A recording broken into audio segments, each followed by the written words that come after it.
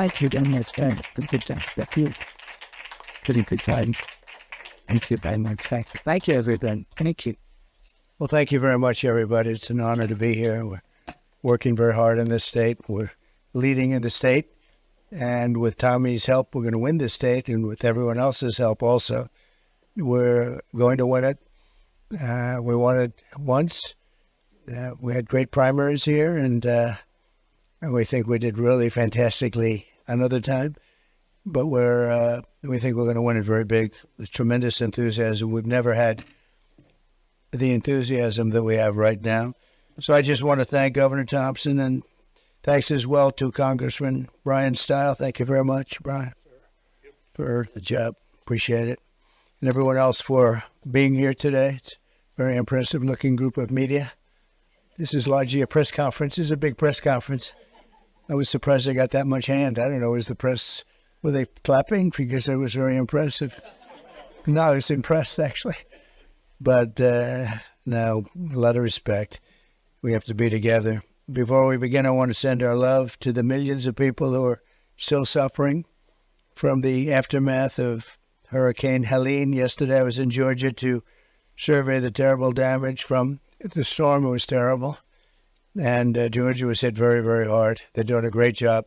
Governor's doing a great job. Everybody, they're all working together. And we helped them out a little bit. In North Carolina, the biggest problem seems to be like zero communication. The poles are all down. The wires are all down. And they asked me whether or not I could help with Starlink. It's another genius concept of Elon Musk. And I called Elon, and they were having a hard time getting in. It's a hot thing. And Elon immediately got involved.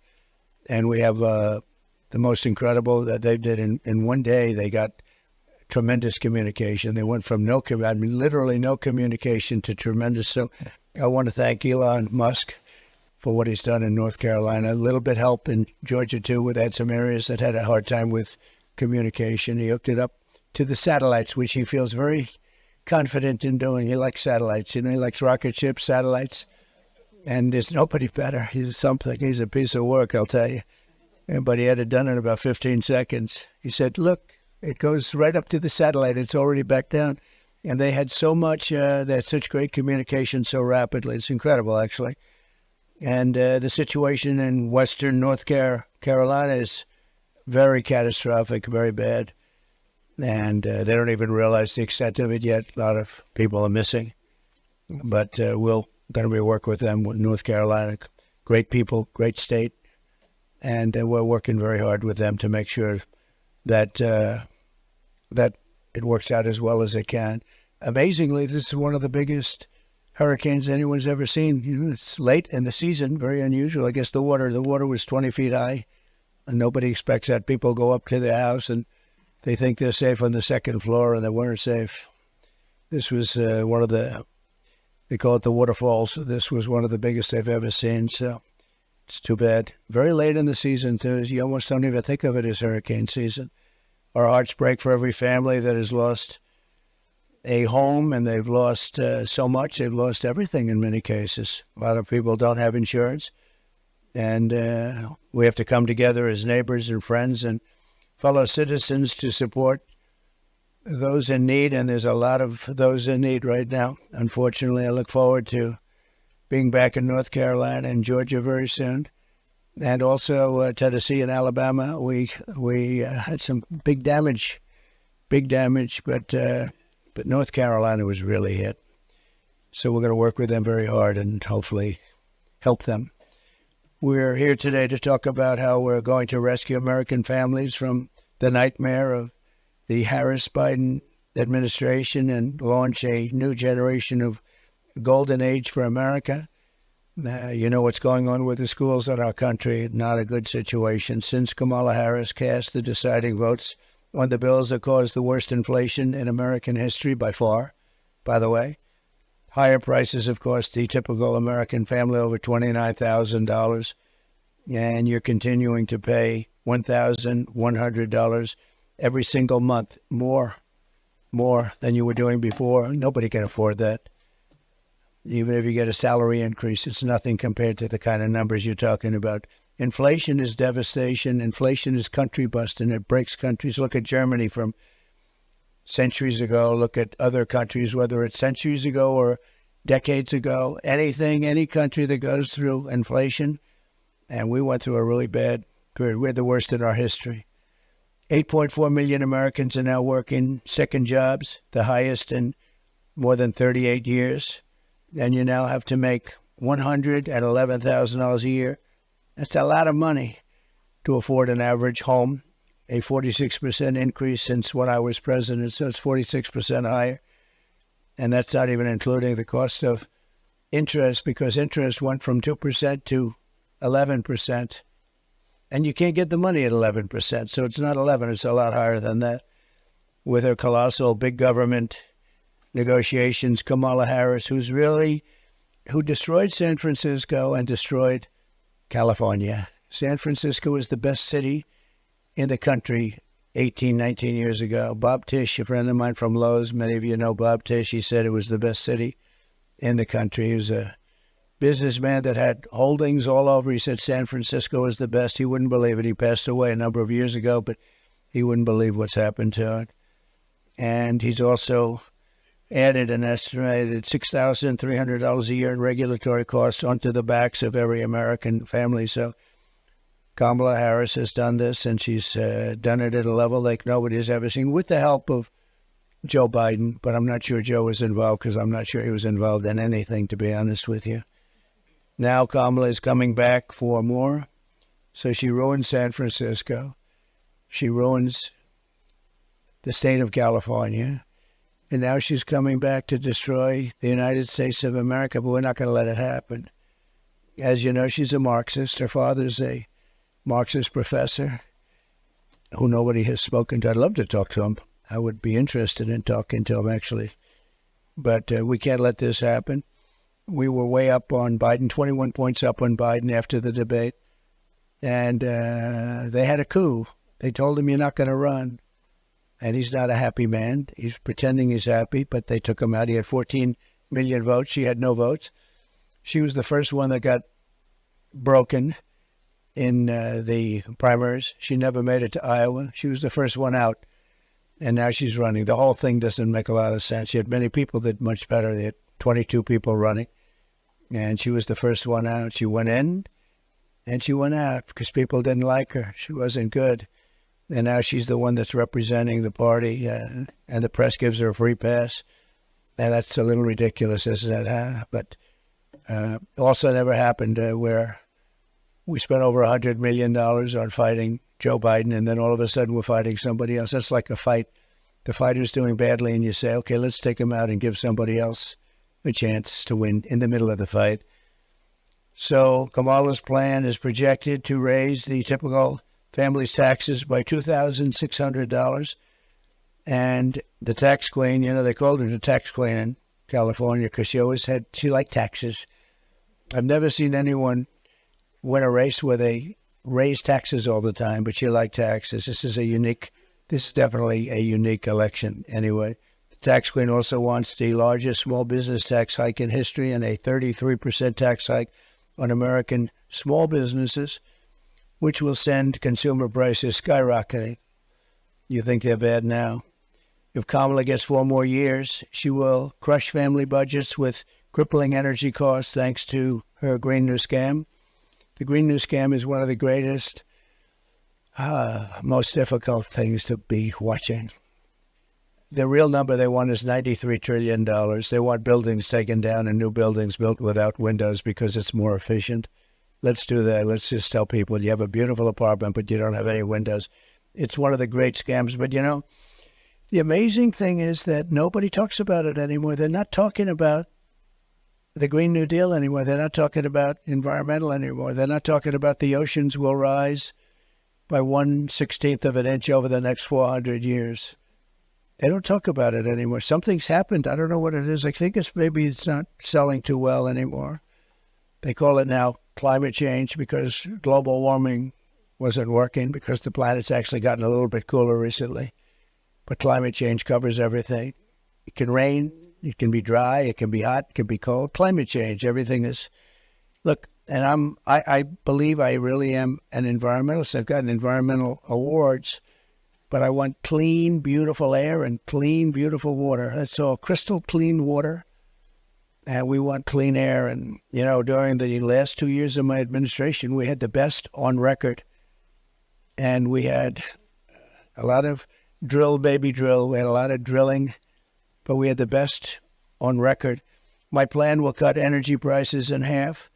Within 12 months, we're going to have energy prices for businesses, but in my opinion, maybe even more importantly for the average household, I said by 12 months from January 20th, which is the day we go into office, I hope we have a country left, because what's going on now is very dangerous. I've been talking about World War III. What's going on now between Russia, Ukraine, and the Middle East blowing up all over the place.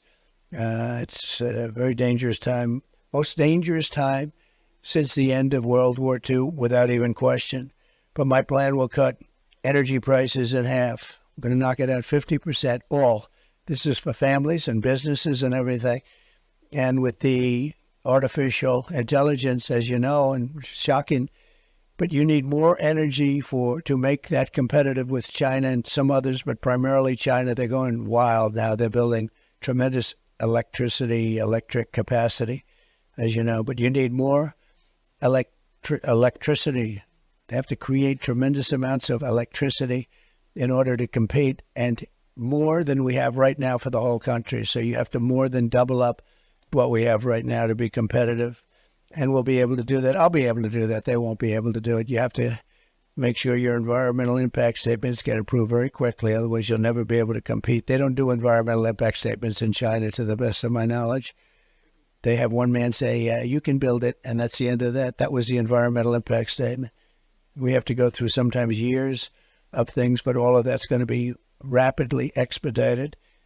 It's going to save you thousands of dollars on gasoline and home heating and air conditioning and electricity. We're going to be down for the entire energy package.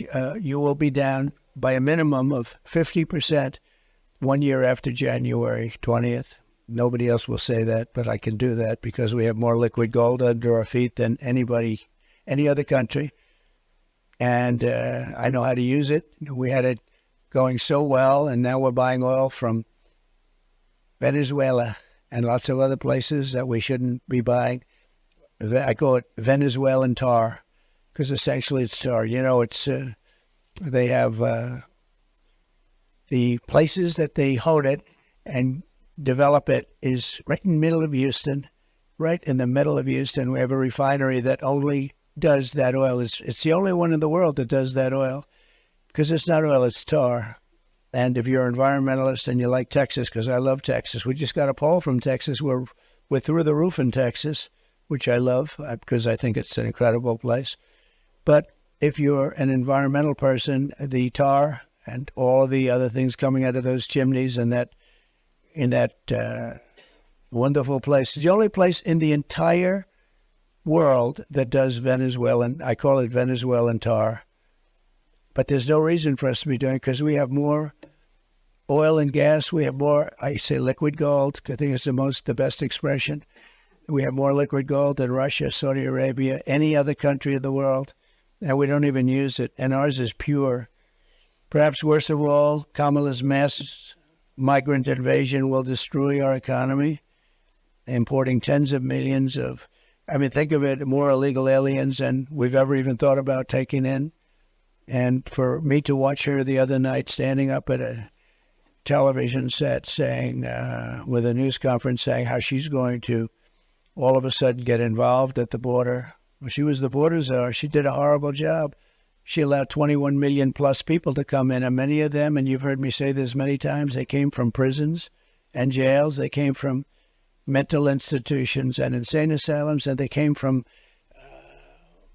terrorist camps where they trained them to come into the United States, and they come into the United States. Many, many terrorists. We have more terrorists come into the United States in the last 3 years than we have had in the last 30 years. And these are the real terrorists. These are the real ones. We have no idea who they are. They let them come in, just open borders, just the dumbest thing I've ever seen, other than if you're trying to sign them up to vote, which is what they're trying to do. Kamala grants them all amnesty, and she's promised that it will obliterate. I mean, she promised them that they're going into Medicare and Social Security. And if they go into Medicare and Social Security, then she's going to kill Medicare and Social Security. And we're not going to let her do that. And I didn't let anything happen to either of them during my 4 years. We didn't raise the age for Social Security. They're going to end up raising it by 6 or 7 years if they get in. With 4 more years of Kamala, you'll have a 1929 style depression. That's sort of the ultimate depression. 1929 was the worst. You don't get worse than that.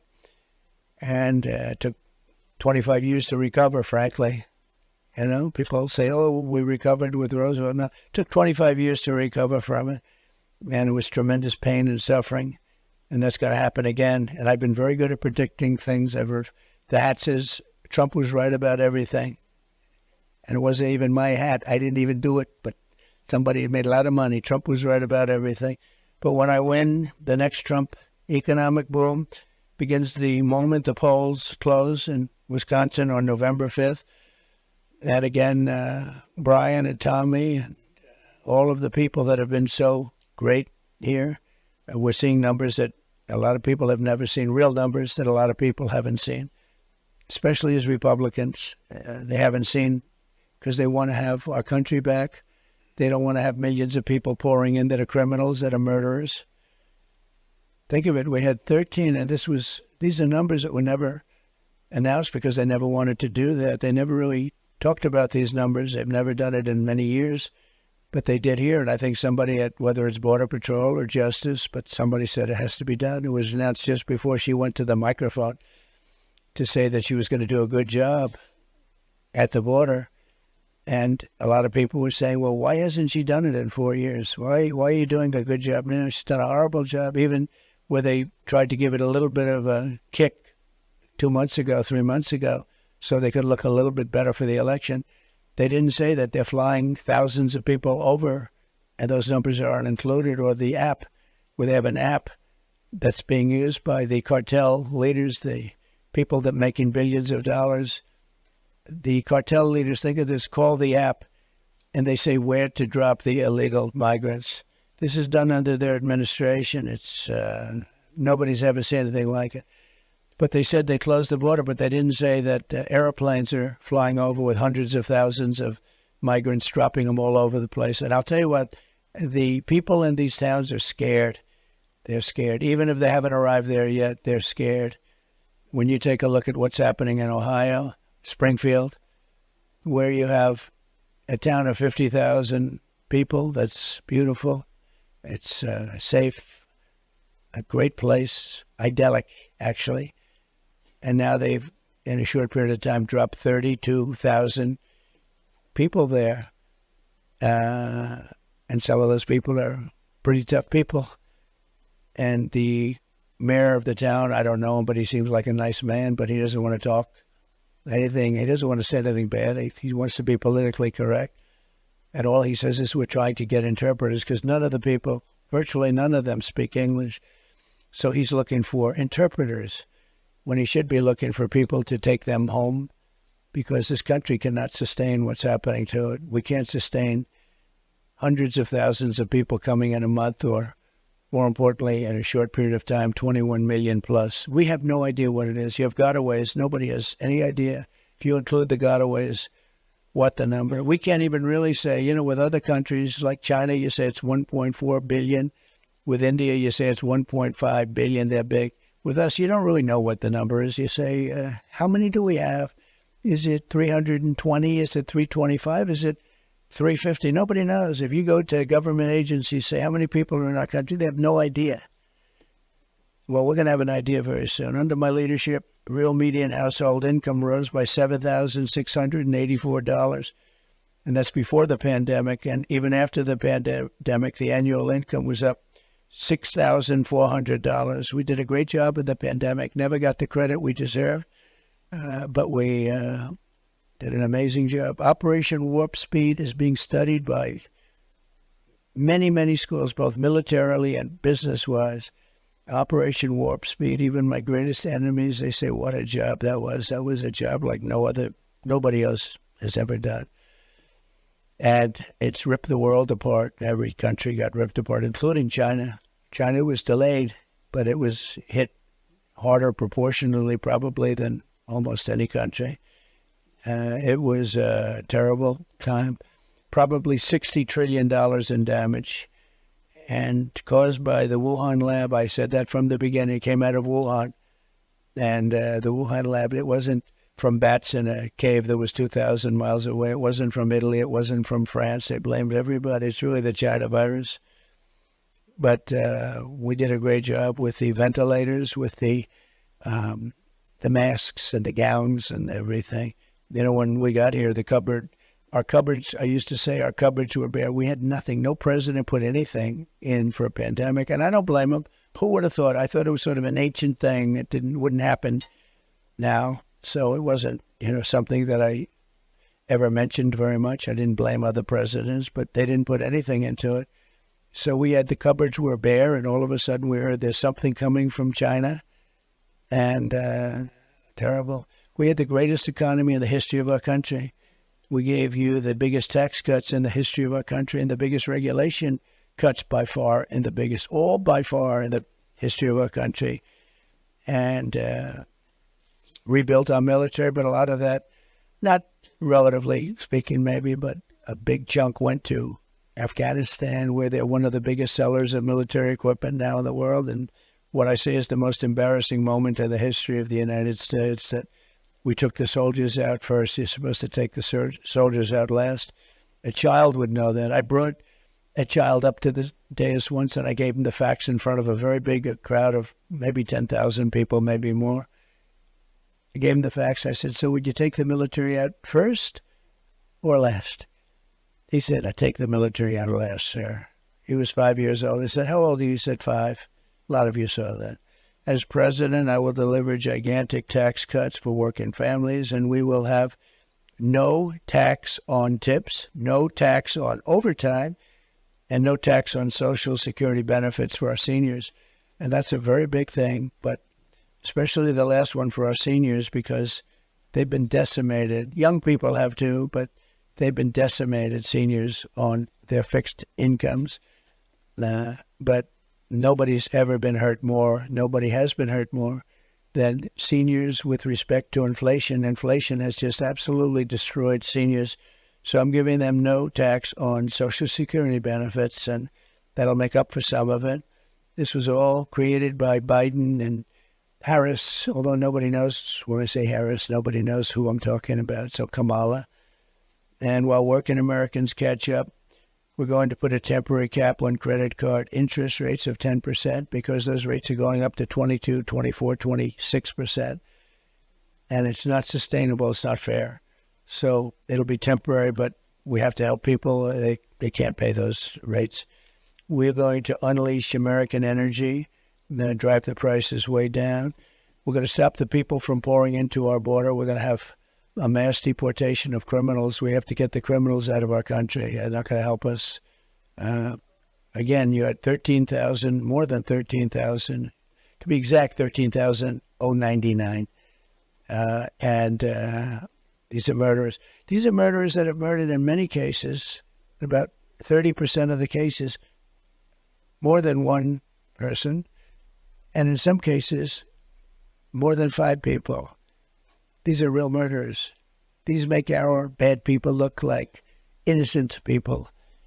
I know a lot of the talk from the radical left people is, well, these immigrants don't commit crime. No, these people are among the worst in the world. They come from the Congo in Africa. Many people from the Congo. I don't know what that is, but they come out of jails in the Congo.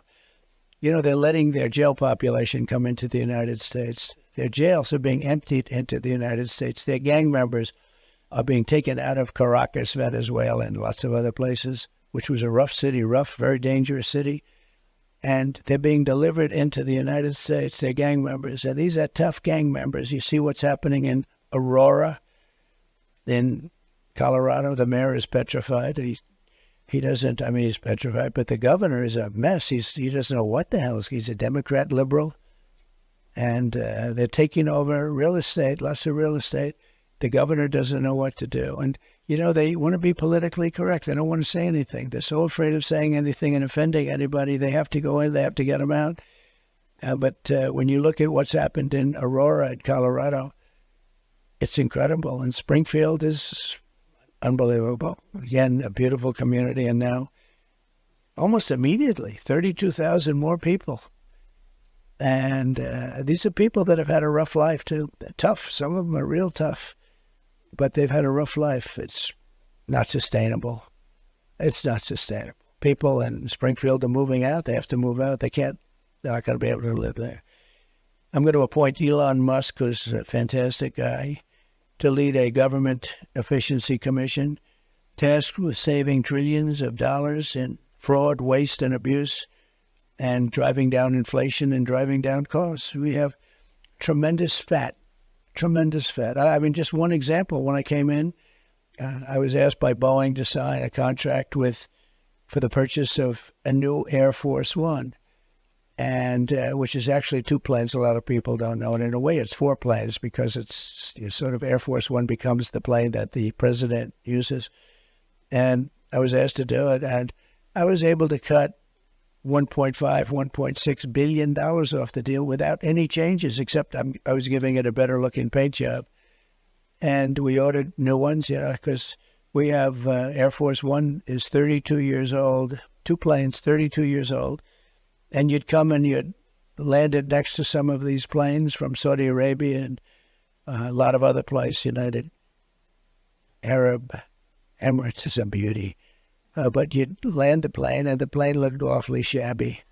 It was time, 32 years old. So I got new ones, but I came in, and they asked me to sign a $5.6 or $5.7 billion contract. Now, they're very special planes, because it's like, people hear billions for airplanes, but they're very special. I can't even say you why, but I can't tell you that. I'm not supposed to. But they are very expensive but incredible planes from Boeing. And I said, I'm not going to sign it. It's too much. And Boeing came back and they cut $400 million off just by my saying that. And I said, nope, it's too high. It has to have a 3 in the front of it. It has to have a 3. Because this was a 5, right? 5.6, 5.7 billion. I said, nope, it's too high. And they called back a week later and they took another $250 million off. So I got $650 million with like about 2 minutes of conversation. I said, no, I'm not doing it. It has to have a 3. And this went on for about a month, and I sort of forgot about it. I said, look, forget it. Well, let's not do it. And lo and behold, about 4 months later, I get a call from Dennis. This was prior to the horrible accidents, the 2 accidents that really hurt Boeing. I mean, it was the greatest company in the world. I think it was thought of as the greatest company in the world, and now it's not considered that. They went down a long way, but this was when it was prime time, Boeing prime time, at the beginning of my term. And they said, here's the story, sir. We thought we had a deal at $5.7 billion. We'll do it for $3,999,999,999.99 1 penny less than 4. I said, you got a deal. So I saved about $1.6 billion. Same exact plane, nothing different. It's not like, oh, gee, we have cheaper engines, or we have no generation system, or the wings are smaller, or lots of things that you can do to cheapen it up. No, the exact same plane, except we had a much better paint job. And we saved $1.6 billion. And it took me like 3 months. And actually the last part was the most effective because I gave up on him. And he called up out of the blue. In fact, when he called, I said, the head of Boeing, what the hell does he want? That's always the best way to negotiate when it doesn't matter to you so much, right? I said, what does he want? And then he said, the plane that we've been talking about a few months ago? Yeah, tell me about it. That's when he made the best offer. So we saved $1.6 billion or $1.7 billion. For that, I said, so you're going to make $1.7 billion to build an airplane? That was the way I looked at it.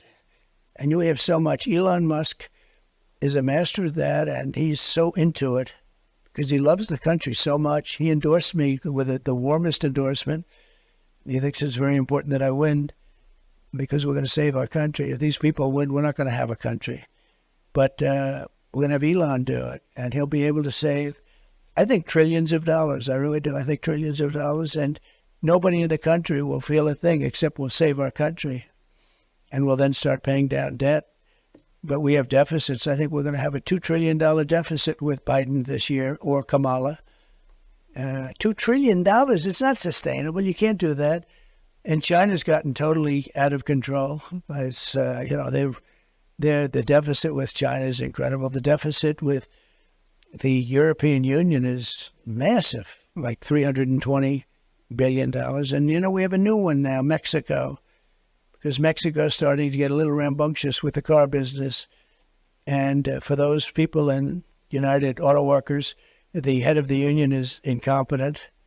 The deal he made in allowing the United States to go to all electric is insane, because people don't want to buy all electric. I think electric cars are great, but, it's a market, a little percentage, probably 10%, I don't know, some percentage.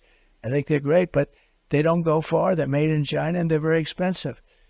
And not everybody can have them. They want everybody to have an electric car. It won't work. We don't have enough electricity right now to take care of our homes and our buildings in California.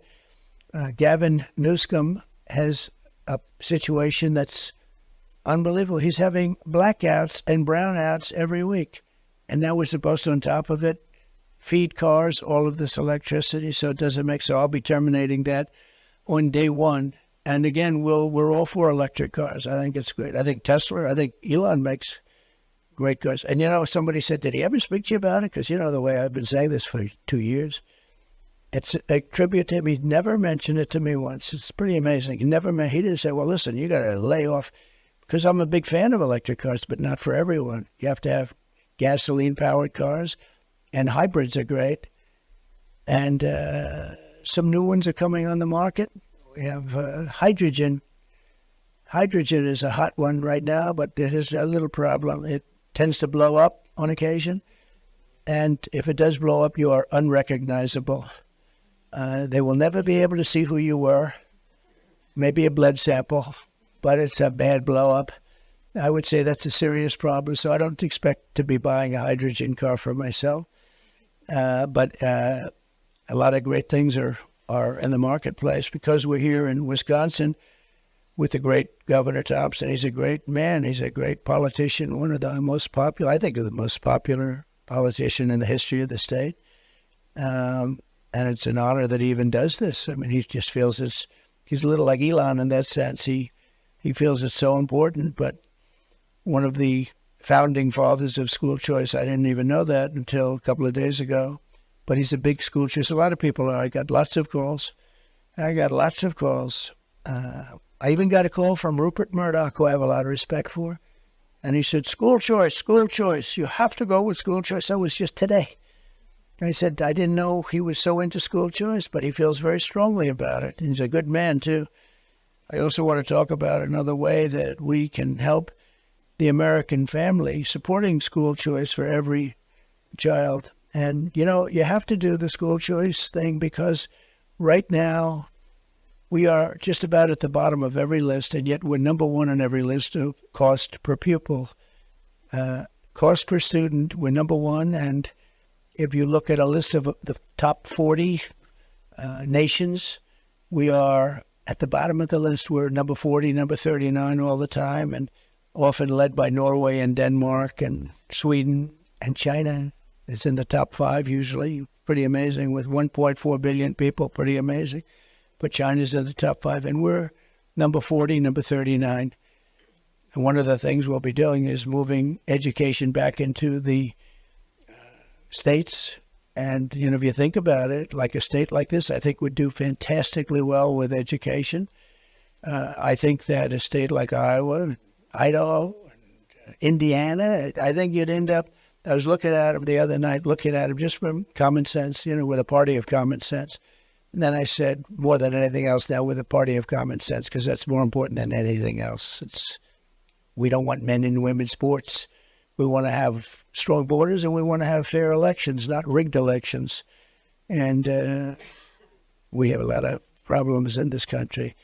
But if you take a look at all of it, everything that we're doing, every single thing that we're doing is based on structure and common sense. I was looking at the various states, and I think 35 states could be the equivalent of Norway and Denmark. If you think about it, they'd run great. I mean, I think Iowa would do great. I think Idaho would do great. I mean, these are states that have no debt, and they have low taxes. They've done great. And then you have the same, you have a guy like Gavin wouldn't do very well, I don't think, with it. He signed a thing yesterday. Somebody told me, it's not confirmed, but he signed a document yesterday that said you're not allowed to ask a voter for identification, and if you do, it's like a crime. Why would anybody do that? In other words, this was signed yesterday or the day before by Gavin Newsom, a failed governor, and it said, if you ask anybody whether or not anything having to do with their identification, now for everything else you're allowed to have a card, but for voting, which is our most important act, it's considered virtually a crime. So you're not allowed to ask for identification. Now, there's only one reason that's done. That's because they want to cheat on elections. When you have something like that where there will be no asking, it's not a question of having voter ID. It's a question you're not even allowed to ask. And if you ask, it's a crime. That's only because of the fact that they want to cheat on elections. And we can be nice and we can be politically incorrect, but the only thing they're going to do there is cheat on elections. And we just can't let this happen. The city of Milwaukee is the home of first and oldest choice program. You have the school choice program in Milwaukee is the oldest in the whole nation. In Milwaukee, which has been run by Democrats for over half a century. It's incredible. Families are faced with one of the worst public school systems in the entire country. Considered pretty much the worst, but there are some others that are right there with you, I guarantee you that. Only 16% of Milwaukee public school students are reading at grade level, and only 10% can do math at grade level. So you're talking about 16% and 10% can basically read or do math. School choice gives Milwaukee children a lifeline to a better education. 8th grade students in Milwaukee and in Milwaukee schools and choice programs are more than twice as likely to be proficient or advanced in math. And that's good, but when you say we're going to double up from 16% to double up from 10%, it's not really great, is it? And we're going to outsource and outscore other public school districts. So they want to start off by competing against certain public school districts, and I guess that's a good place to start. But it's they got to straighten out the schools in this country. Schools are really bad. And I think we're going to be able to do that. I think we're going to be able to do a lot of it. But if they're run by the state and run by like the parents, because in Washington, half of the buildings, such a large number, every building you pass in Washington says Department of Education. You're going to have a lot of like vacant space. Now we can have somebody else maybe move in. But the schools, it's massive. It's massive. I figure we'll have like one person plus a secretary. You'll have a secretary and a secretary. We'll have one person plus a secretary, and all the person has to do is, are you teaching English? Are you teaching arithmetic? What are you doing? Reading, writing, and arithmetic. And are you not teaching woke? Not teaching woke is a very big factor. But we'll have a very small staff. We can occupy that staff right in this room, actually. I think this room is too large. And all they're going to do is they're going to see that the basics are taken care of. We don't want to have somebody get crazy and start teaching a language that we don't want them to teach. But we'll do something with education. I think when we move it into the local districts. But the big thing is we're going to take it all out of Washington. We're going to send it all back to the states. We're going to spend less than half. And we're going to have much better education. But in many states, you will be the equivalent. I mean, you have states that are incredible. And in many states, you'll be the equivalent of a top 3, top 4 school, like in Norway or a Sweden is very strongly thought of, too. although lately they've had some problems, all about that. If you want a better education for your child, Kamala Harris stands in your way. Kamala and the radical left Democrat Party want to keep Black and Hispanic children trapped in family government. I mean, I think that's really the reason. It's all Democrat we're talking about. Of the top 25 dangerous cities, virtually every single one of them is a Democrat-run city. So I think there'll be a lot of changes made. I really do. I just can't believe people can continue to go for this. But by contrast, I believe that school choice is the civil rights issue of our time.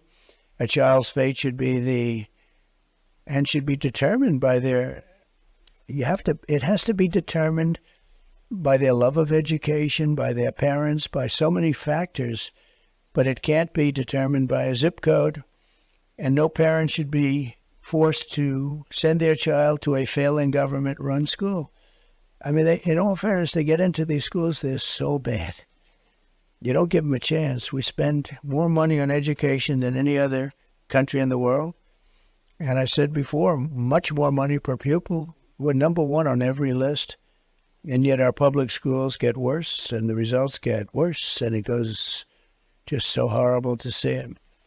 Think of it, they graduate from public school and they can't read, they can't write. This is people that actually literally graduate, can barely read or write. Wisconsin private schools receive nearly $3,000 less per student per year through these school choice programs than public schools, yet they achieve far better outcomes.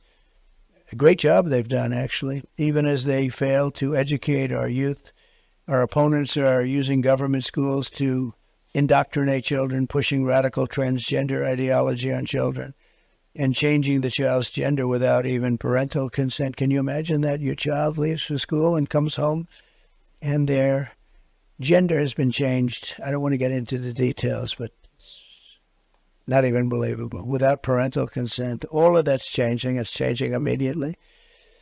One of the things I wanted to mention with all of the people coming in, they're taking Black and Hispanic jobs. The Black population, their unemployment is way up over the last few months, and the fake news isn't reporting it. And the reason they're way up is the illegal migrants are taking the Black population's jobs and the Hispanic population's jobs. And that's not fair. That's not a good thing. But that's what's happening. They come in, and many of these people, again, and many of them aren't. Many of them are criminals. Many of them are people that have murdered people we just don't know about. We know nothing about these people because they came in, they didn't have to report, they didn't have to give a piece of paper. I had Remain in Mexico, very strong. The president of Mexico approved it. I said, look, you're going to have to approve it. He said, I won't approve that. Why would I approve that? Why, am I stupid? I said, no, you're not stupid. You're very smart. That's our problem. You're too smart. He said, but you're going to approve it. And he said, why would I do that? I said, because if you don't, I'm going to put 100% tariffs on your cars coming in. And we're going to make a fortune. He said, like you said, I will approve it. Took me about 2 minutes. But that is one more reason why I'll fight for the right of every parent to send their child to a public, private, charter, or religious school of their choice. We have to be able to have school choice. School choice is very important. And the Democrats are very much opposed to it, as you know. And I have great faith in teachers. I don't care if they're union or non-union. I have great respect for teachers. I've had some teachers that were so good, had a lot to do with my life. Now, some people would say they did a really bad job with him, and that's possible. That's possible. But no, they had a lot to do with me. I will tell you, I have great respect for teachers at a level that few people would understand. We want federal education dollars to follow the student rather than propping up a bloated and radical bureaucracy in Washington, D.C., which is what we're doing now ultimately. We want to close the Federal Department of Education, and we're going to do that, and we're going to move it all back into our states. And as I said, some states are going to be unbelievable, and some states are not going to do a good job. The ones that aren't going to do a good job are the ones that aren't doing a good job now and everything else. We're joined today by two beneficiaries of school choice here in Wisconsin, sisters, Michaela and Leah Lawrence. Where may you, look at you, look. Both attended St. Marcus Lutheran School, a high-performing K-8 private school And it's a choice school in the inner city, Milwaukee. And I love Milwaukee. We had such a great convention here. They treated us so well. I also like the result. If I didn't get the right result, I probably wouldn't like Milwaukee. I got a great result, but it was beautiful. The building was beautiful. We're going to come here. I believe my people are working. We're going to come here in the same arena. The arena was great. And we're also going to go to Green Bay. We're going to be announcing it pretty soon. Green Bay for a big one. We're going to have 2 big ones, very big ones, maybe a third of a little bit more of this nature. But we're going to do your basketball arena. We're all sort of set, and we're going to do Green Bay. We'll do it the day before the game as opposed to the day of the game. But Michaela graduated with honors from high school in May and is going to school for dental hygiene. And Leah is now a senior in high school, a wrestler, wow, at Wisconsin Lutheran, who went to the state finals twice, wow, and is currently scouting engineering schools across the country. She's looking at a really great engineering school. So Leah and Michaela, if you could come up, I'd love you to say a few words, please. Thank you. Who's the wrestler? I'm not going to mess with her. That's good, please. All right. Well, my name is Michaela Lawrence, as you already know. Just first want to come up here and thank everyone for the opportunity for me speaking. On behalf of my family, I thank my dad specifically for putting me and my sister in choice schools and having the opportunity to learn. Personally, going to the high school I went to, Luther Preparatory, really learned about Christ-like behavior and how to show that in the outside world. And person like me going to college now, you get to the outside world and it's like, wow, a lot of these people really need Jesus. But I'm thankful for that opportunity. I'm thankful for President Donald Trump, too, someone who supports that opportunity that I got from grade school to high school, learning about Christ and having the choice to really have an opportunity to get a good education and have a close relationship with all my friends and teachers. So thank you. Thank you. Oh, thank you. And my name is Leah. I'm the wrestler, by the way, and I'm so grateful again for getting the opportunity to come out here and speak on behalf of School Choice. This is an amazing program. I'm so thankful that Mr. President Trump, he is helping out with this program. He's doing so much for education, and education in Milwaukee especially it's in dire need, especially right now. So I do want to personally thank Mr. Trump for helping us with this. Thank you. What's your record with this one?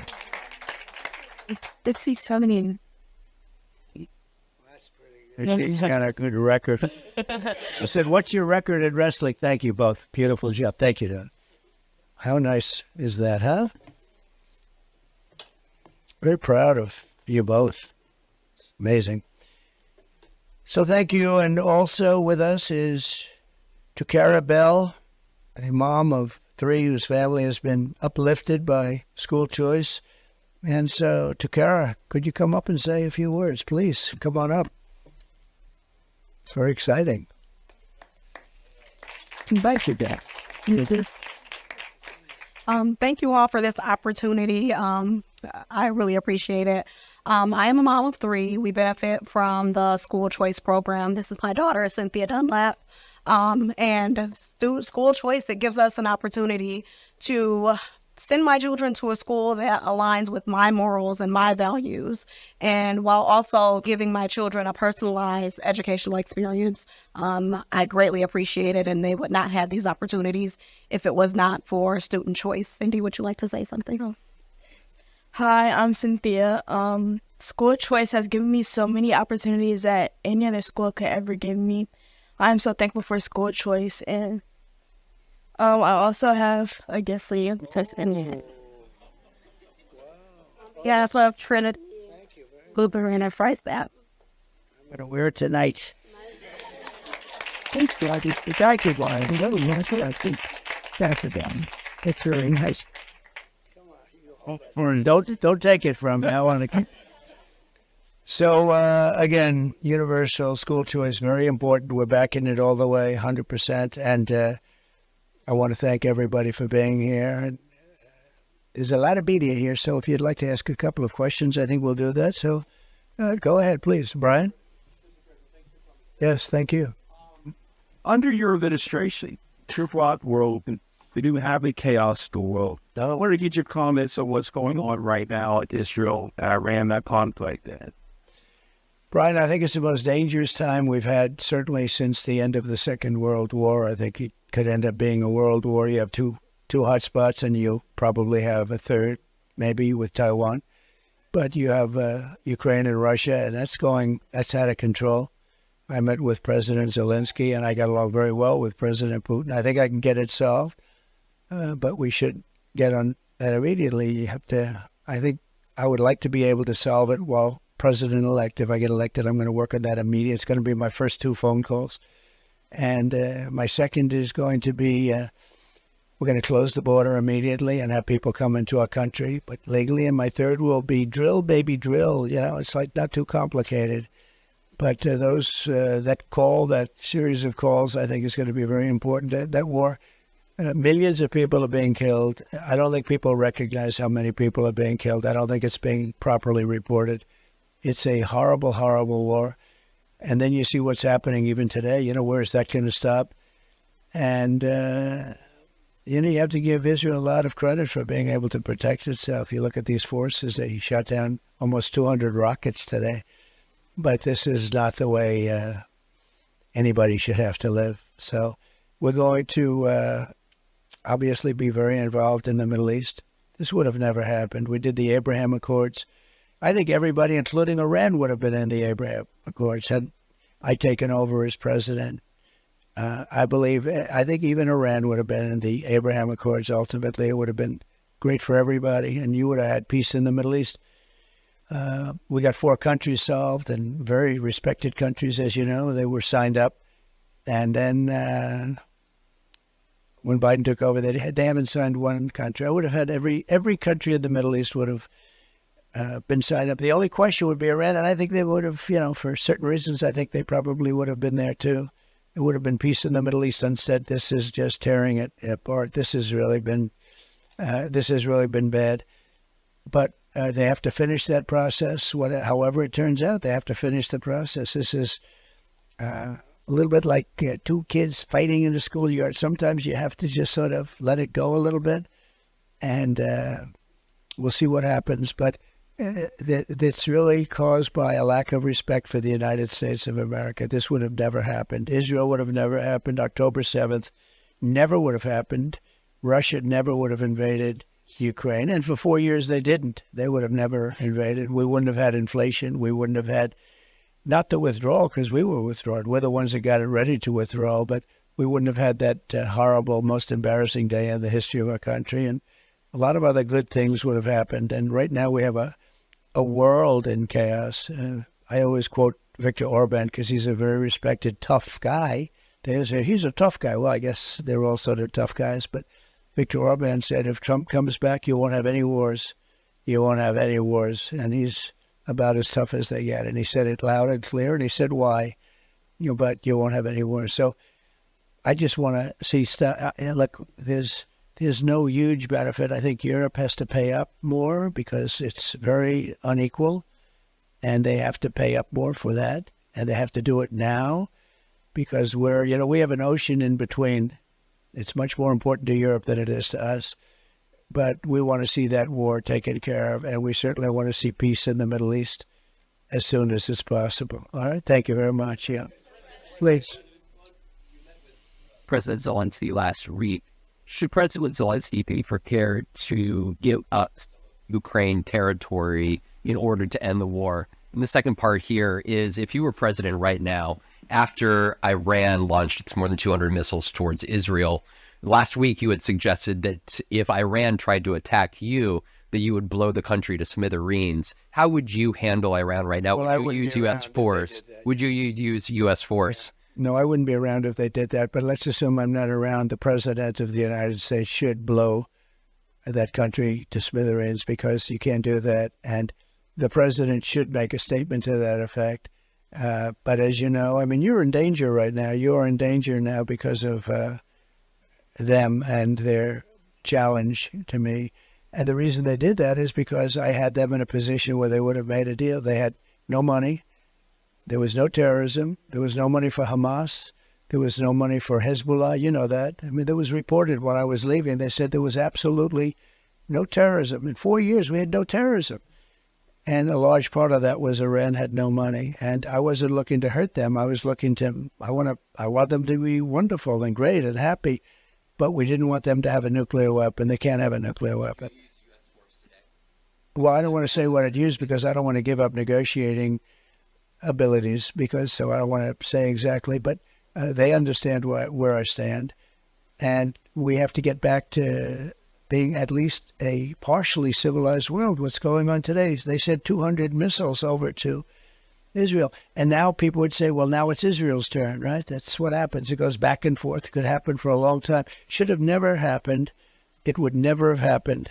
And again, Iran was not in a position to sponsor terror because they didn't have any money. I mean, now they have $300 billion. Biden took off all the sanctions.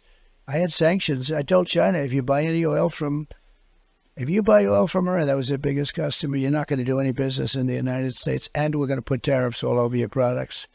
And they said, well, we're going to pass. So they didn't buy. And I said the same thing to other countries, and they didn't buy. And time went by, and all of a sudden they had no money.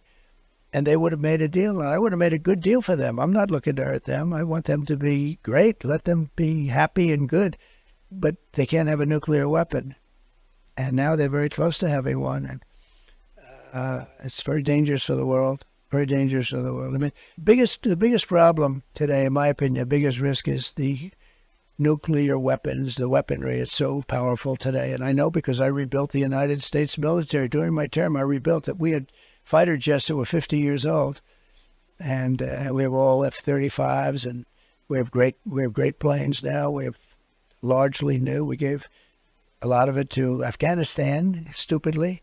New goggles. They have the newest goggles. They had the best goggles. They never fought at night because they couldn't see, but now they can fight at night. They have the goggles. They have the trucks that are armor plated. So think of the 70,000 trucks. 70,000. Go to the biggest used car lot in America, and they probably don't have more than 400 or 500 cars available at any one time. We have 70,000 trucks, many of them millions of dollars each, armor-plated with the finest 4, 5, 6-inch armor on these trucks. And we gave it to them. And they sell the equipment. And they're one of the largest sellers of military equipment. They're selling the equipment that we gave them. Who would do that? Who would be so stupid to do that? Who would move the military out first? Because, they have American hostages.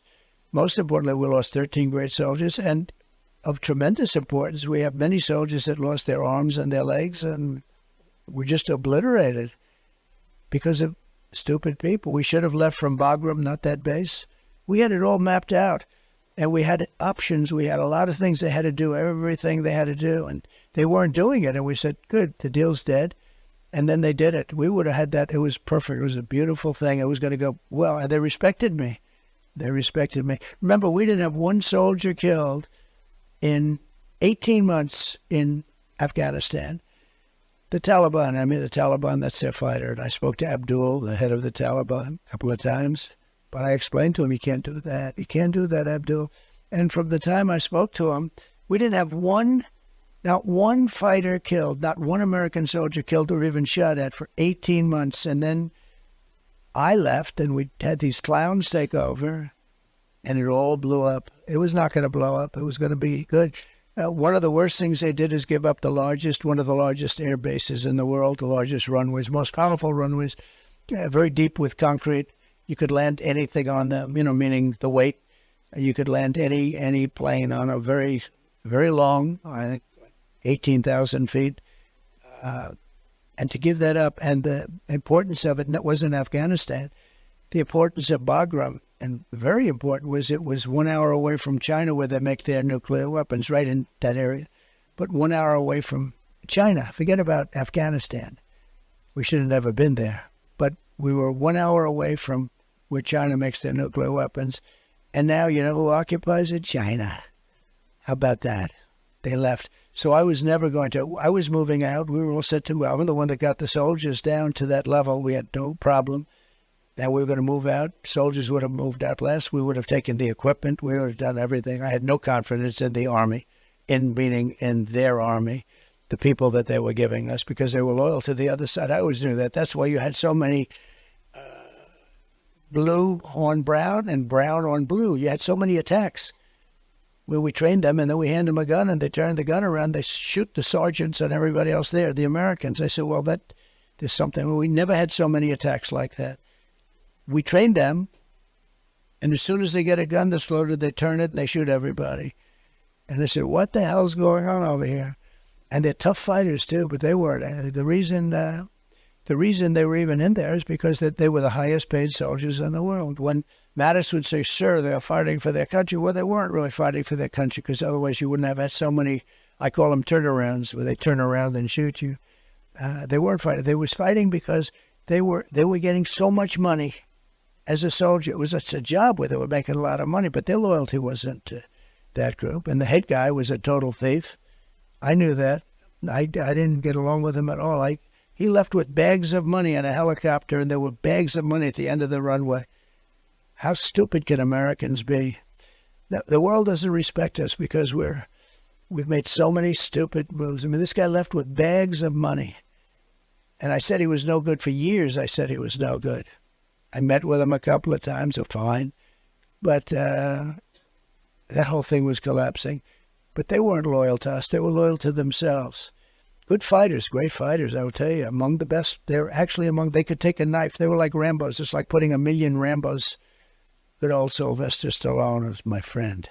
But it's like putting 1,000,000 Rambos. Somebody explained that to me. They're great fighters. It's like putting a Rambo. Give him a knife. And that's all he needs. And by the time he finishes, he'll go down and he slits the throats. Look at what happened with Russia with them. Look at what happened. So many different wars. They fight tough, but now they have great equipment. And then the other day, it sickens you to see it. They have through their boulevard. They have this boulevard, and they're running our equipment through the boulevard, the defeated Americans. We should have left from Bagram, because Bagram is a massive base with hundreds of miles of, surrounding area with nothing there and fencing. And you would have had nobody killed. Instead, a lot of people got killed. We had the 13, but you had hundreds of people who were killed. Civilians were killed at the same time. So it's a shame. Again, common sense. We have to use common sense. They should have never left. That's like an inner city airport. And it was packed. You couldn't even move. And then a bomb went off and just was so destructive. And so sad, because I got to know the parents of the 13 soldiers, most of them. And they're incredible people. They were treated very unfairly. Biden never called them. Kamala never called them. And then on top of it all, in the debate, she said, we have no soldiers fighting at all. We have no soldiers. We have soldiers fighting. They were very inside. She had no idea. She has no idea what she's doing. And it's very sad. Okay. Zelensky to be prepared to cede some of Ukraine territory? I didn't say anything because I think it's too soon. I listened. But I think a deal is there to be had. Absolutely. That's what I do. What I do is I make deals. Do you think that that's what a deal will I think that he will make a deal. And I think, look, it would have been a lot better before, because the cities now are all blown up. I mean, they're all blown up except for Kiev. You have the cities are those beautiful golden towers. They're ancient gold. They're all laying on their sides, smashed to smithereens, right? The cities many of them are just gone. It would have been so great. Would have been so great. Number one, it wouldn't have happened. I wouldn't have had to make a deal. Putin never would have gone. I talked to him. It was the apple of his eye. I talked to him a lot about Ukraine. I mean, it was the apple of his eye. He said this used to be a part of the Soviet Union. It used to be a part of Russia. But he had a whole history going. It was something he would have never done it. He would have never done it with me there. I mean, I can't speak for the future. Probably would have done it. Eventually, he would have done it because he wanted it. But this was something that was very important to him, but he would have never done it. And, honestly, he never did do it. And there was never even a threat of him doing it. But I'll get something done. I know both of them. Very well. Thank you, Rob. This is the president you talked about in Maine County today. Talks about what? Early voting in Dane County today. Nearly 500,000 Wisconsin voters have received their ballots already. Now they're returning them in the mail, ballot drop boxes. For you to win, I'm curious what you tell voters who are skeptical of that process after they've heard you talk about things like fraud or one-day voting. Well, I think people are going to watch the process a lot closer. Last time we had COVID, people couldn't even get out. You had no security in rooms. People were afraid to go, even security people. You couldn't get security. It was a terrible thing that happened last time. If that didn't happen, we'd have a much different country today. You'd have a much different world today. But last time we had COVID, and to be honest, I mean, you take a look at the security. The security was non-existent. No security guard wanted to go out because they didn't want to catch COVID. Big, strong guy, and we said, oh, you'll be great. And then he says, I'm not going out. I don't want to die. And it was a very sad thing. They did a lot of bad things, including not getting legislative approval for some of the things they did. But I think that people are watching this time. We have lots of lawyers watching, and we're doing it early rather than late. We're not going to do it after we're doing early. That's why you see the lawsuits filed. And we're going to try and say, too big to rig. You know, we use the expression. As you get a lot, like Tommy Thompson was telling me, he's never seen such enthusiasm in this state, in Wisconsin. A lot of people have told me that, but they've told me that in other states too. And typically I poll, you know, we're leading. You saw the polls came out today, we're leading. But typically I poll very low. And then, in other words, people, it's a little, you know, I'm not sure it's the nicest. They say, look, we don't want to tell you, and then they vote for Trump, right? That's why the exit polls were so wrong on number one. They didn't want to say who they're voting for, and then the exit polls reflected that. And then at the end of the evening, I won. But all I want is a fair election. That's all. Just a fair, honest election. I hope we're going to get that. Do you trust the process this time around? Did I what? Do you trust the process this time around? I'll let you know in about 33 days. No, look, I'm in 33 days. Yeah, go ahead, please. Blue. Thank you. Thank you. First of all, do you think Israel should retaliate to these missile attacks from Iran? But also, do you believe that you should have been tougher on Iran after they had launched ballistic missiles in 2020 on U.S. forces in Iraq, leaving more than 100 U.S. soldiers injured? So, first of all, injured. What does injured mean? Injured means you mean because they had a headache, because the bombs never hit the fort. So just so you understand, there was nobody ever tougher in Iraq. They had no money with me. They would have made any deal with me. I would have had a deal made within 1 week after the election. They were dying to make a deal. And when you say not tough, they had no money. They had no money for Hamas. They had no money for Hezbollah. And when we hit them, they hit us. And they called us. And they said, we're going to shoot at your fort, but we're not going to hit it. And if you were a truthful reporter, which you're not, you would tell the following: none of those very accurate missiles hit our fort. They all hit outside. And there was nobody hurt other than the sound. It was loud. And some people said that hurt, and I accept that. But they told us that they were going to do this and that they weren't going to hurt. And they wanted us to know that because they didn't want us to retaliate. But I essentially bankrupted Iran. They had no money for, and it was a big story. There was no money for Hezbollah. There was no money for Hamas. There was no terrorists. We had no terror attacks. And I think I would have ultimately gotten along with, but there was nobody ever that was tougher on Iran than I was. I took their money away, and they behaved. And I will say, and I said it many times, what Biden should have done, he should have made a deal with them in that first week because they were dying. They had nothing. They were dying to do it. But they did just the opposite. They took all the sanctions off. I had the sanctions that were the toughest. It's like a lot of people say with Russia. Well, I was the one that ended the Nord Stream 2 pipeline. You know that. I think you admit that. I ended it. And then when Biden came in, he approved it. That was the biggest thing ever that Russia's ever done, was the biggest pipeline just about in the world, going to Germany and various places in Europe. And I ended it. And there was nobody tougher on Russia than I was. But with Iran, it's a very sad situation. But we could have made a deal with Iran, and all of this would have never happened. And the reason was I was the toughest by far. Nobody was ever tougher on Iran. But they did. They called us and they told us, we have to retaliate only in the sense that, and they, I think people know this, we have to retaliate, but we're not going to hit anybody. Just keep your people inside the military base. That's what happened. The rockets hit in all areas. And of the 18 rockets that were launched, 6 of them self-destructed, 12 of them approximately, 12 of them arrived. And when they arrived, very accurate rockets, missiles. And when they arrived, they missed the fort. But they had to do that. And I thought it was a very nice thing because they didn't want us to retaliate again. But I was the one that started that. Okay. Real quickly, on the economy, they've got. Yeah, that's a big deal. Look, Americans are already struggling with inflation under Kamala Harris. How does this supply chain issue going to build up and once again be another disastrous economic episode under Kamala Harris? It's massive. It's massive. Those workers are very important to the lifeblood of our country, and it's a massive thing. But don't forget, they've been hurt very badly with inflation. Those workers, some people would be upset with them and some people not, but those workers were very badly hit with inflation. And, they're not happy and they do a good job. And they also don't want to see certain new technologies, which in many cases don't work very well. I mean, when they modernize ports, a lot of times it doesn't work. There's nobody to talk to. It's very inaccurate. I've heard a lot of complaints about these modernized stations, a lot of very big complaints. But those are really hard workers. I know some of them.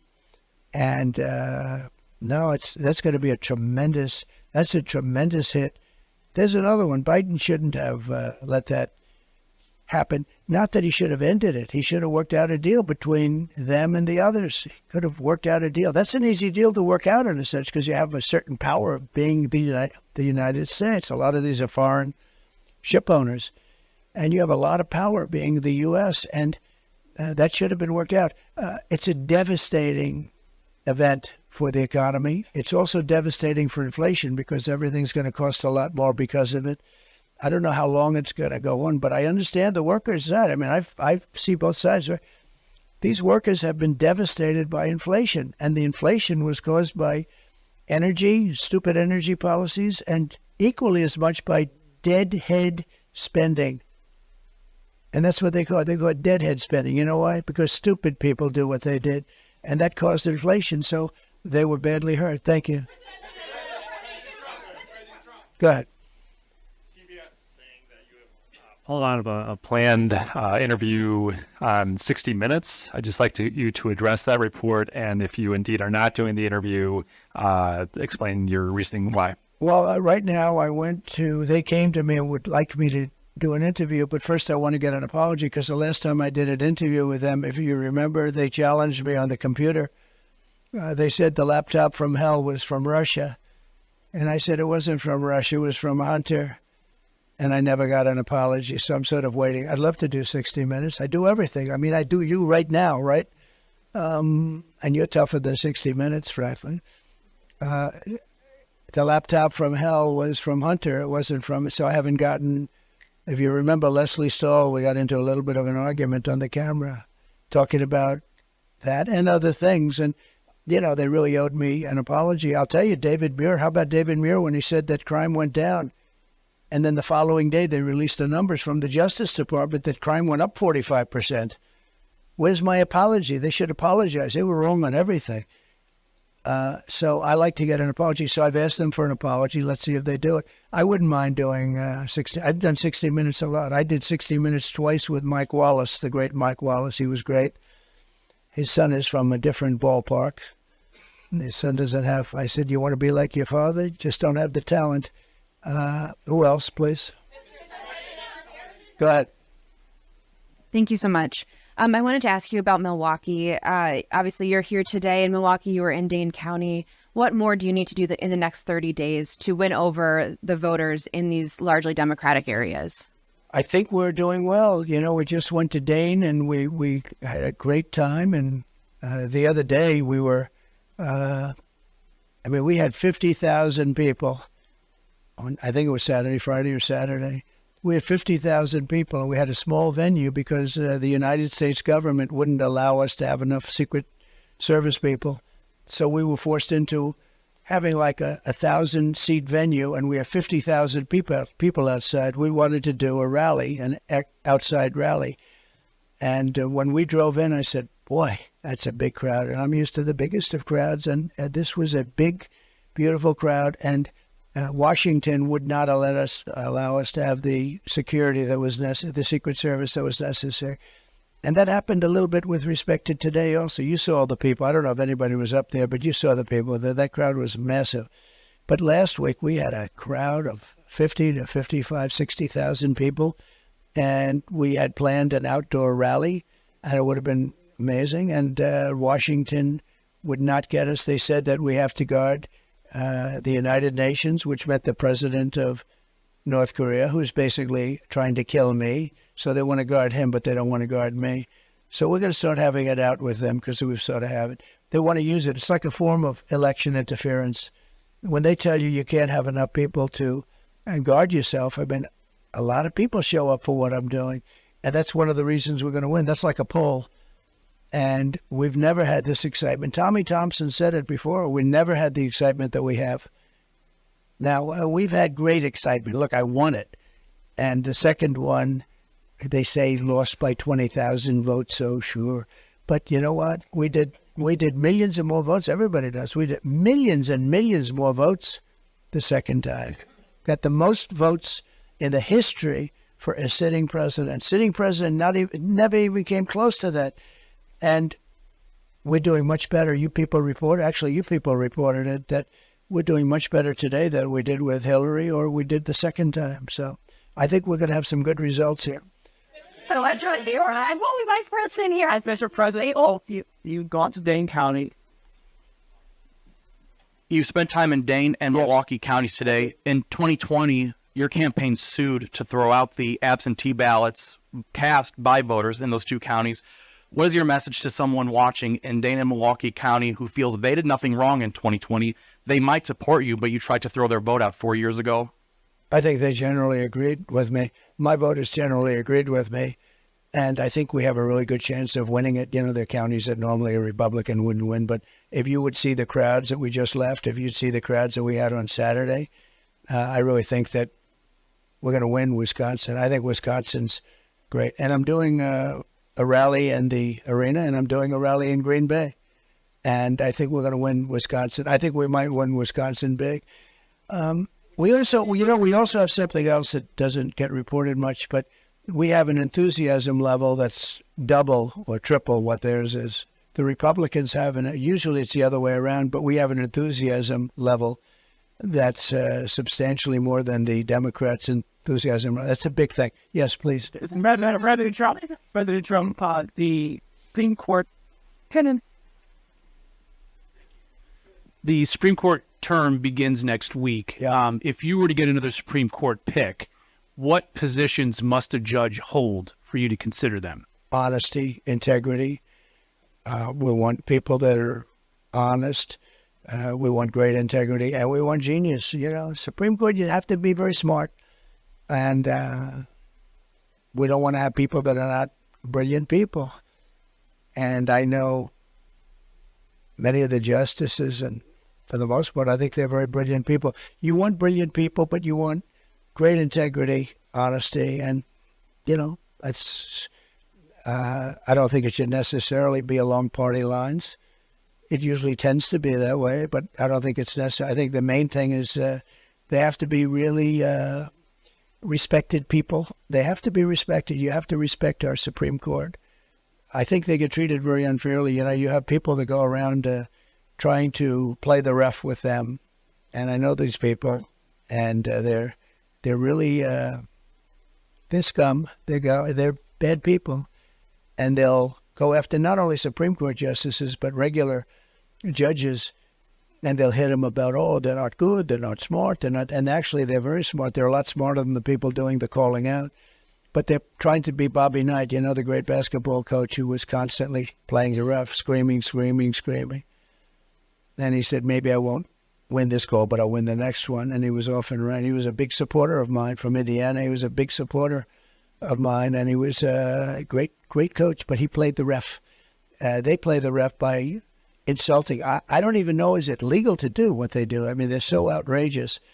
But a lot of the judges don't stand for it, and the ones that really are respected don't stand for it. They do what's right. Are there certain issues that you would like to see the court take up? No, they have to take up whatever they want to take up. I have no preference. There's certain issues I'd love to see taken up, but they have to do what they have to do. They have that, I'm sure, very well under control. I think the Supreme Court has really made some very brave decisions over the last year, and I think I'm looking at their approval numbers, and they have approval numbers for everything, but I'm looking at their approval numbers go up and up and up. Yeah, please go ahead, right there.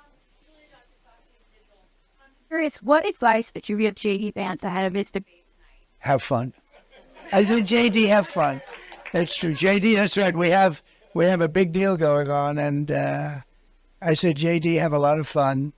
He's a smart guy. He's been amazing. He's been a real warrior. Top student at Yale. He was a very brilliant guy in so many different ways. And, he's a very hard worker. He goes around and he's not afraid of the media. He'd stand here and answer all of your questions. I have a lot of people that wouldn't do that. They don't like doing that. They get shouted at, and they don't like being shouted at. But JD's very much a warrior. Very much a warrior. Thank you very much. On oil prices, Mr. President, on oil prices. Thank you. Iris Tao with NTD here. The crude oil prices rose by over 2% today after the latest Iranian attacks on Israel. Are you concerned about major oil supply disruptions affecting the U.S.? And do you think Americans are prepared for that? And also, secondly, on China, you mentioned China. Do you think China might be trying to seize this moment, to take advantage of this moment, try to plan an attack on Taiwan and Indo-Pacific theater? Thank you so much. Well, you never know with President Xi. I had a great relationship, as you know, with President Xi. He's a very smart guy. So I don't want to read his mind. But he's very smart, and he has a way of doing things that's very good for China. And he's at the top of his game. Our people are not at the top of their game, so you never really know.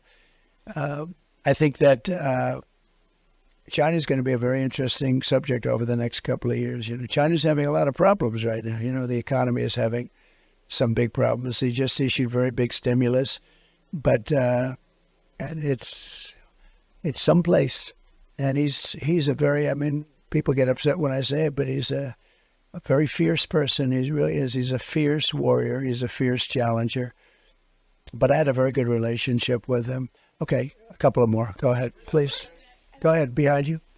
Two can play at that game when talking. Thank you. You said two can play at that game when talking about the Department of Justice. How would you use the DOJ if you're reelected? Well, I think it's terrible what they've done. They've weaponized government to an extent that's nobody's ever seen before. It's done in third world countries, banana republics. But like as an example, they said, the documents case. Well, he was guilty. They basically said he's guilty, but he's incompetent. He's allowed to be president, but he's not allowed to go to court. It was a strange ruling. But I was exonerated from my case. That was a big case, as you know. Down in Florida, we had I don't know the judge, but a brilliant judge, totally brilliant judge. And I was exonerated and fully exonerated.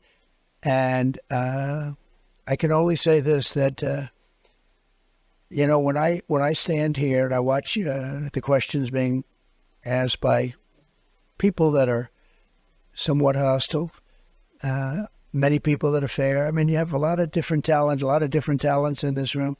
I was just thinking to myself, I really, all I want to see is fairness. Our country needs you so badly. The media, you're like the policemen and women of the world. You're so important. You keep politicians honest.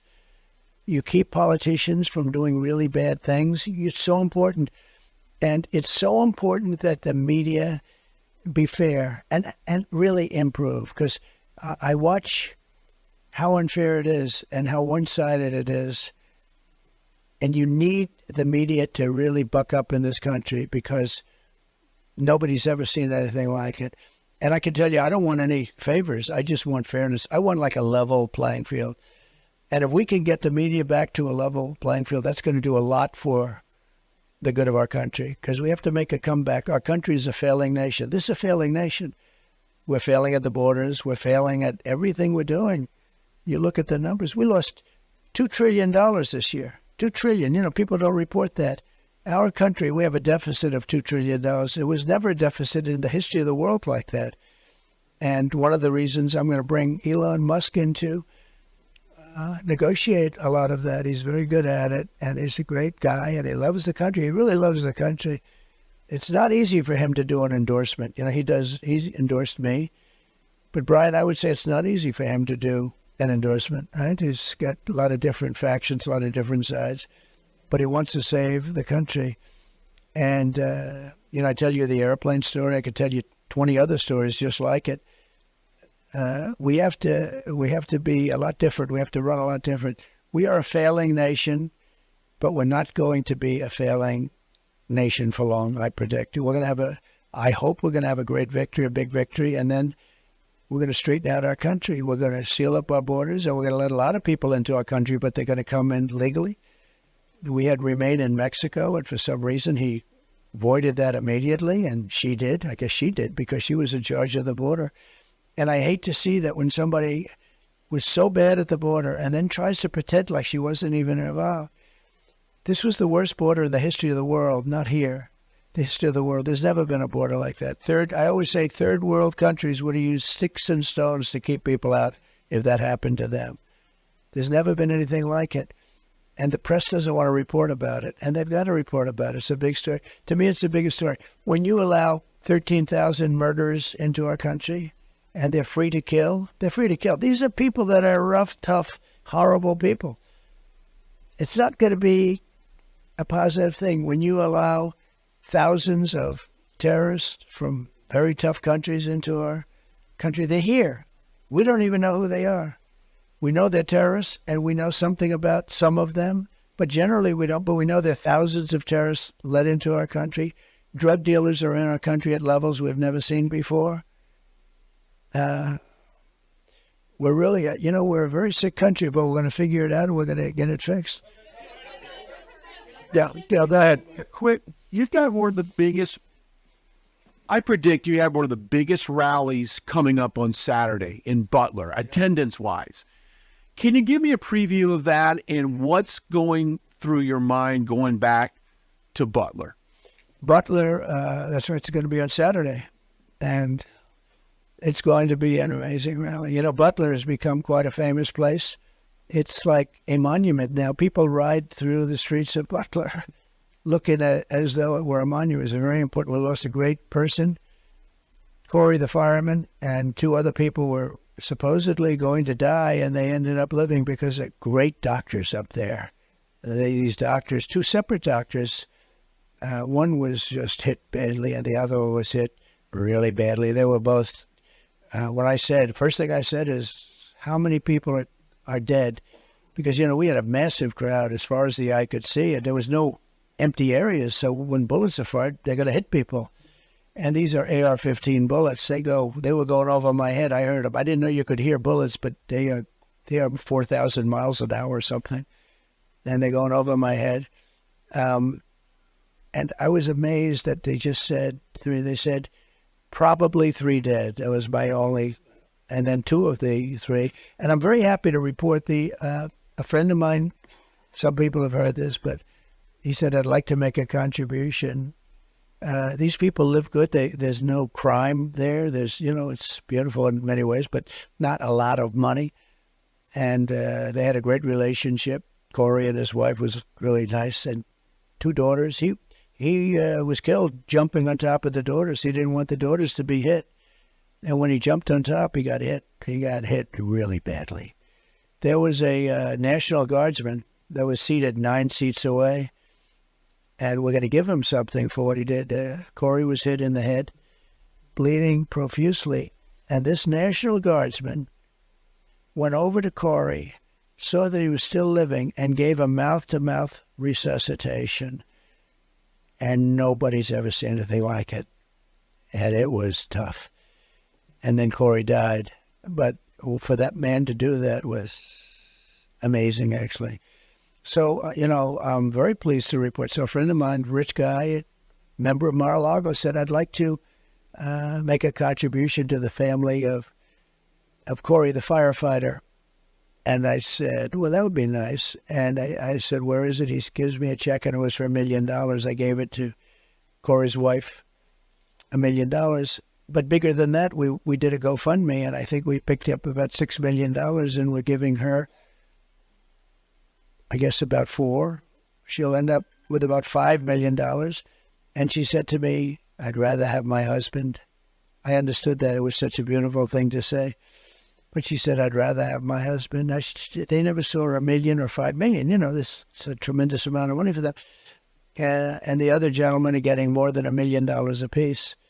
And we went out, and that was the public. I mean, it's amazing. So we're going to be there on Saturday. It's going to be a really big event, and it's going to be something, we'll celebrate the life of Corey, I think. And I want to celebrate the two gentlemen that got hit really bad. I mean, yes. But we should celebrate their doctors. Who would think you go up into sort of the country, right? The country, and you have two doctors that took two men that were so badly wounded, and they saved their lives, right? It's just very talented people. There are a lot of talented people in our country. So that'll be exciting. And the question is, how am I going to start the speech?